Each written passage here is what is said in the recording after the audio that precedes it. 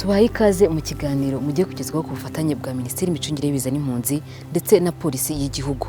Inkongi z'umuriro zimaze igihe zigaragara mu duce dutandukanye tw'igihugu.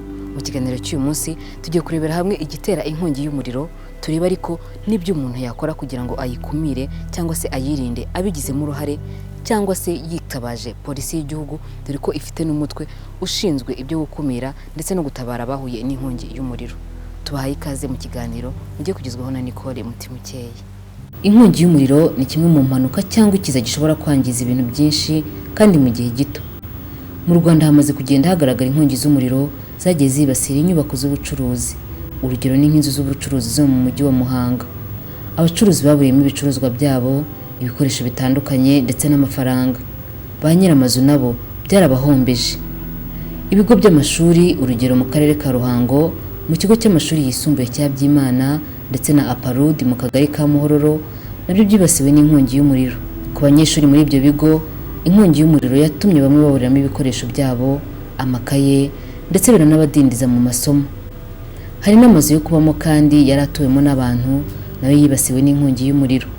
Abari batuyemo baburiyemo ibikoresho byo mu nzu n'ibindi byangombwa, hamwe ndetse hanahiriyemo abantu, abandi barakomereka.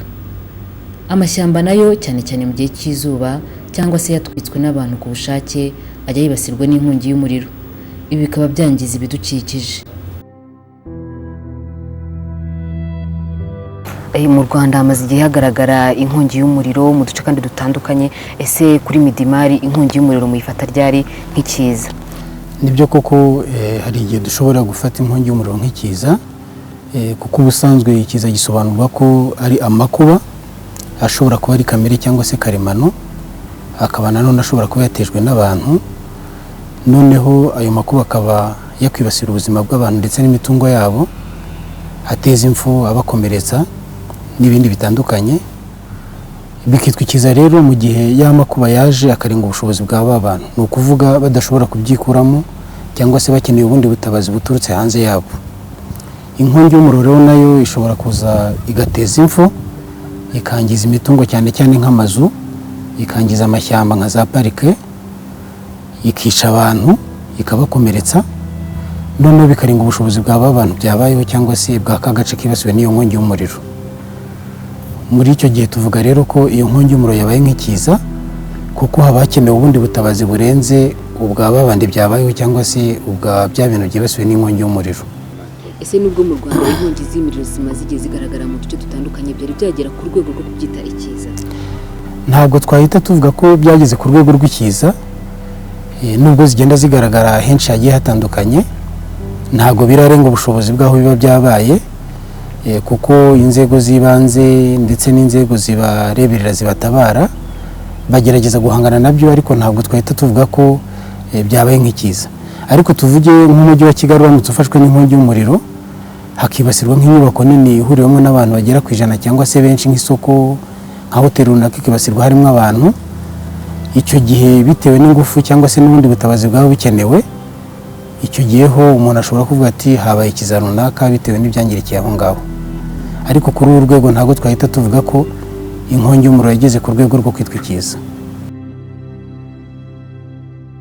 Twagira ngo mutangire mutubwira imyitwarire ndetse n'ibikorwa bishobora gutera inkongi z'imiriro. Imyitwarire cyangwa se ibindi bikorwa bishobora guteza inkongi y'umuriro, cyane cyane harimo ikintu nakwita uburangare, hakabamo kutita ku bishobora guteza inkongi z'imiriro, hakabamo n'ubushake bw'umuntu ku giti cye akoresheje ubugome. Mpereye wenda ku cyambere, ku burangare, ni ukuba abantu benshi babana n'umuriro kuko turawukoresha kenshi, ariko mu by'ukuri ntibawukoreshe uko ugomba gukoreshwa, bikaba byatuma ubwo burangare bushobora gutuma haduka inkongi y'umuriro. Naguha nk'urugero wenda imikoreshereze mibi y'amashanyarazi, aho bamwe ashobora gufata multiprise akayiha ubushobozi butari ubwayo. Icyo gihe bishobora gukurura umuriro mwinshi utajyanye n'ububasha bw'iyo multiprise, bigatera inkongi z'umuriro. Ku bijyanye n'uburangare, abantu benshi twese dukoresha umuriro buri munsi kuko ni kimwe mu bituma ubuzima bwacu bubaho. Muri iyo mikoreshereze y'umuriro abantu benshi bandarika cyangwa se bakabangikanya ibitabangikanyika bishobora guteza inkongi z'umuriro. Urugero nka buji, iyo umuntu afashe buji akayishyira ntayishyire mu kabugenewe akayiterekwamo, akayitereka ku kintu gishobora gushya, iyo ishonje ikagera ishonze irangiye ifata cya kintu gishya igatwika. Cyane cyane kandi ubwo burangare bushobora gutuma haburiramo n'ubuzima bw'abantu kuko buji zikorerwa bakunda kuzicanira mu byumba bigafata za musitikeri, bigafata matora, bikaba byavamo impfu z'abantu. Ubushake rero ibyo ni ubugome busanzwe, umuntu ashobora gutwika bishaka bigambiriye. Ibyo byo ubugome bw'abantu ntawamenya uburyo bumezira, ariko nibyo bishobora guteza inkongi z'umuriro ahanini, cyangwa se n'impanuka. Hari impanuka nyinshi ziba, ibinyabiziga bigafatwa n'inkongi z'umuriro, nabyo bikaba byateza inkongi z'imiriro. Ntabwo narangiza wenda kuri iki kibazo cyawe ntakubwiye ko harimo n'ibikoresho bikoreshwa mu mashanyarazi ariko bidafite ubuziranenge, ku buryo usanga imikoreshereze y'amashanyarazi rimwe na rimwe bakoresha insinga zidafite ububasha bwo kuba zarezisita ku muriro igihe haje umuriro. Icyo gihe rero zirashya nazo zigatera inkongi z'imiriro. Ese mwatubwira guhera mu kwezi kwa mbere y'umwaka wa 2013 ni ibiki bimaze kwangizwa n'inkongi z'imiriro? Guhera mu kwezi kwa mbere kwa 2013 tumaze kugira cases zitandukanye mu bwoko butandukanye bw'imiriro 37 zagiye zitwika ahantu hatandukanye, yaba nyiramwumvise ishuri rya Byimana mu Ruhango, hari isoko rya Muhanga, hari amaduka yahiye, hari hano muri Kigali amazu menshi yagiye ashya, mu buryo butandukanye, ku buryo cases zagaragaye ari izo ngizo 37.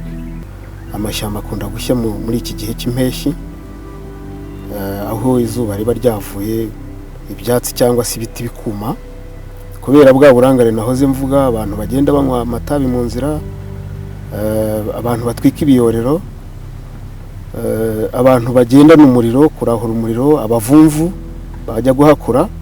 Ariko nyine kubera ya mikoreshereze mibi y'imiriro nahoze nkubwira, bigatuma uburangare bwe bushobora gutuma icyo yakoraga atari cyo gikorwa, ahubwo agatwika imisozi. Ese umuturage yahuye n'inkongi y'umuriro wenda aho atuye cyangwa se akayibona ku mashyamba, n'ubuhe buryo yanyuramo yitabaza polisi kugira ngo mumutabare hakiri kare? Inite yacu ishinzwe ubutabazi, gukumira no kuzimya no kurwanya inkongi z'imiriro ifite telefone. Hari telefone zikora amasaha 24 kuri 24, harimo itishyura ikoresha 1 iyo ngiyo ihora iriho amasaha 24 kuri 24, kandi wiyambaje wese abona ubutabazi bwihuse. Hari 0788 31 12 24, nayo ihoraho amasaha 24 kuri 24, nayo yiyambaje ubona ubutabazi vuba. Hari yanjye bwite 0788 31 11 20, nayo ikora amasaha 24 kuri 24, ku buryo izo ziyambaje zihita zigutabara. Kandi turateganya ko dushobora no kubona n'indi mirongo abaturage bajya bahamagaraho ku buryo ubutabazi bwabageraho bwihuse. Ese ni ibihe bikoresho mukoresha cyangwa se uburyo mukoresha kugira ngo umutabare abaturage? Dufite imodoka zizimya umuriro, aha wenda nababwira ko atari nabyo dutabara gusa, nubwo twavuze iby'inkongi z'umuriro, hari no gutabara mu zindi mpanuka zabaye zishobora kuba zangiza ubuzima bw'abantu. Ariko imodoka zo kuzimya turazifite, ku buryo iyo duhamagaye duhita tugutabara tugafatanya kuzimya umuriro. Inkongi y'umuriro igira ingaruka nyinshi, ikaba yanakwangiza ibintu byinshi kuko ikwirakwizwa mu gihe gito. Tugiye kurebera hamwe ingamba zafashwe ku rwego rwa leta, ku ruhande rwa minisiteri ishinzwe gukumira ibiza ndetse no ku ruhande rwa polisi y'igihugu kugira ngo tubashe kugabanya ingaruka ziterwa n'inkongi y'umuriro. Ese ku ruhande rwa leta nihe politiki ya leta mwaba mwarashyizeho mu rwego rwo gukumira inkongi y'umuriro? Nibyo koko ku ruhande rwa leta ikintu cy'ibanze cyangwa se ikintu nyamukuru cyihutirwa kijyanye na politike ni ugushyiraho amabwiriza ajyanye no kwirinda inkongi z'imiriro, haba ku nyubako ndetse no muri za parike, kuko akenshi ayo mategeko cyangwa se ayo mabwiriza abareba buri muntu, abanateganya ibihano, abanashyiraho uburyo umuriro wirindwa, ninde utabara igihe umuriro wabaye. Iyo rero akaba ariyo politike nyamukuru tumaze iminsi turimo gutegura ku bufatanye n'inzego zigiye zitandukanye, harimo polisi y'igihugu, harimo ingabo z'igihugu, ikigo cy'u Rwanda gishinzwe guteza imbere imiturire Rwanda Housing Authority, ndetse n'izindi minisiteri zifite aho zihuriye n'imicungire y'ibiza. Iyo politike rero turahamya tudashidikanya ko nimara kujya ahagaragara cyangwa yamaze kwemezwa, izaba ari umurongo navuga ko ari ngenderwaho mu bijyanye no kwirinda inkongi z'umuriro cyane cyane ku nyubako. Iyo politike rero cyangwa se ayo mabwiriza ari muri iyo politike aragenda agaragaza umuriro wirindwa gute, ni ayahe moko y'imiriro akunda kugaragara muri aka gace dutuyemo, mu gihe hari umuriro ninde utabara, ese ku nyubako hagomba kubaho ahantu hangahe ho gusohokera mu gihe habaye inkongi z'umuriro, n'ibindi byose bijyanye no kwirinda inkongi z'umuriro bikubiye muri ayo mabwiriza. Kandi turahamya tudashidikanya ko ibijyanye n'umuriro byose byarebweho, kandi ko mu gihe azaba yubahirizwa inkongi z'imiriro ndetse n'ibyago bituruka ku nkongi z'umuriro bizagabanuka ku buryo bugaragara. None se nka Midimari, minisiteri ifite mu nshingano zayo gukumira ibiza, ku ruhande rw'inkongi y'umuriro n'izihe ngamba mwafashe kugira ngo mufashe abaturage kwirinda guhura n'ingaruka ziterwa n'inkongi z'imiriro? Nka minisiteri ifite gucunga ibiza mu nshingano zayo, ingamba zirahari kandi zigiye zitandukanye. Navuga cyane cyane nko gukangurira abanyarwanda gukora ubukangurambaga twifashishije ibitangazamakuru. Hari ibiganiro tugenda tugira kuri radiyo ndetse na televiziyo twigisha abantu ese inkongi irindwa gute, inkongi ni iki, tubakangurira kugira ubwishingizi ku nyubako ndetse no ku bindi bikorwa remezo bafite. Ikindi ingamba dufite ni kwigisha ibintu bijyanye n'inkongi y'umuriro tubihereye mu rubyiruko, aho tugenda dushyiraho amatsinda y'urubyiruko cyangwa se amaklub mu mashuri yisumbuye ashinzwe kurwanya ibiza, aho abana bahura bakaganira ku biza byugarije u Rwanda, ndetse inkongi y'umuriro nayo ikaba ari imwe muri ibyo biza tubigisha ndetse tunabakangurira kwirinda. Ikindi turimo guteganya mu ngamba dufite, navuga ko ari ingamba z'igihe kigufi, ni ukwigisha inzego zitandukanye z'abanyarwanda ku bufatanye n'inzego zifite aho zihurira n'umuriro, cyane cyane navuga nka polisi y'igihugu, ku buryo muri buri kigo cyangwa se muri buri shyirahamwe runaka aho abantu bahurira, muri bo haba harimo umuntu umwe ushobora kumenya uko umuriro bawuzimya, cyane cyane tunabakangurira kugura ibikoresho ibingibi byifashishwa bidahenze, izi za extinguishers cyangwa se izi za kizimyamwoto ntoya. Izindi ngamba nyamukuru ni ugukomeza gutegura ikintu nakwita nk'imfashanyigisho, tukazigeza ahantu hahurirwa n'abantu benshi, ku buryo umuntu amenya ati umuriro runaka wirindwa gute, umuriro runaka bawuzimya gute, kuko akenshi byagiye bigaragara ko mu kuzimya inkongi z'umuriro si ngombwa ko hakenerwa ibikoresho by'ikoranabuhanga ibingibi bihambaye. Hari n'ibikoresho nk'imicanga n'ibikoresho bisanzwe tubona hano iwacu nk'ibiringiti. Ibyo ni ibintu abantu bagomba kwigishwa bakamenya. Ingamba nyamukuru rero akaba ari ukwigisha abantu, tukabaha ubumenyi bujyanye n'inkongi z'imiriro.